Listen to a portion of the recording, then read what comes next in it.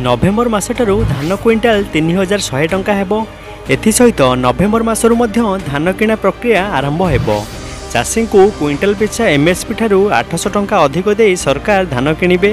BJP नेता समीर दास press meet करी ए बाबद सूचना दे कहिसंती जे मुख्यमंत्री मोहन चरण माझी बरगढ़ जिलार सोहेला ठारे नवेम्बर मासरे धान किणा प्रक्रिया उद्घाटन करी धान किणा प्रक्रिया सेहिठारू आरंभ करिवे।